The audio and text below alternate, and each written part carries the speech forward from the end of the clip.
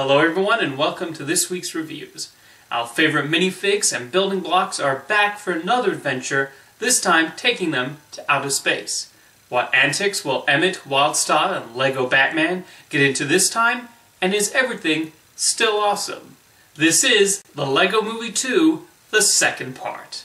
I absolutely love the first Lego Movie, and I have found myself rewatching it many times in the years since its release. The sequel happily continues that great sense of creativity and relatable messaging that made the first film resonate so strongly. Director Mike Mitchell, much like his predecessors Phil Lord and Christopher Miller, understands the immense appeal of those Danish building blocks, and I was with this movie from the opening scene where Lego people and Duplo blocks have at it. The humor is definitely on point through much of the runtime, with the meta-comedy still being hilarious, as are the multiple ways the filmmakers and animators play with the famous toy line and its capabilities. The animation and design teams also deserve credit for how they bring to life the various Lego worlds. This film is also a musical, with Mitchell directing a number of high-energy numbers, complete with some humorous songs. I thought Emmett was a delightful character in the first film, and I found myself relating to him even more in the sequel. I like how the film has a pro-optimism message, and shows how cynics are frequently trying to force you to join their side and take part in their brooding and cynicism, and you cannot let them win. It's definitely a relevant theme for today's times. I will say, I did not think the plot point involving Tiffany Haddish's shape-shifting Lego Queen was particularly compelling, and I found the third act seemed to go on a bit longer than necessary. However, while I don't rank it quite on par with the first Lego Movie, the sequel still has a lot to appreciate and greatly enjoy, with some solid plot twists thrown in for good measure.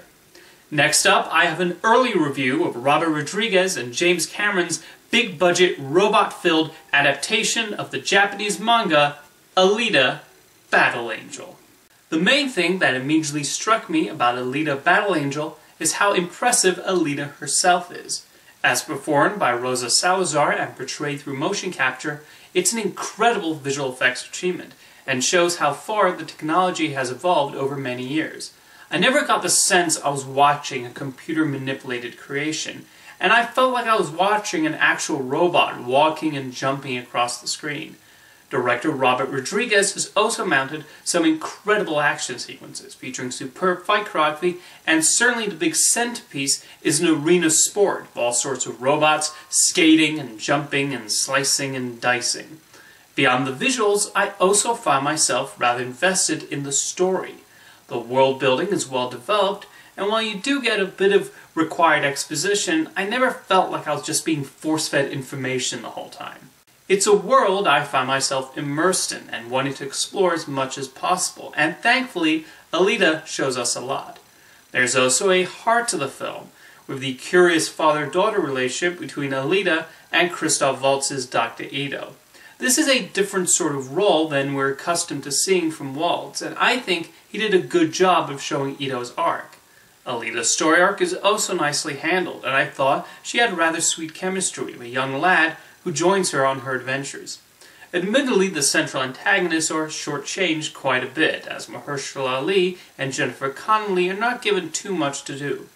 Otherwise, I found Alita Battle Angel to be a highly imaginative science fiction tale with a lot of the elements I like in any large-scale sci-fi story.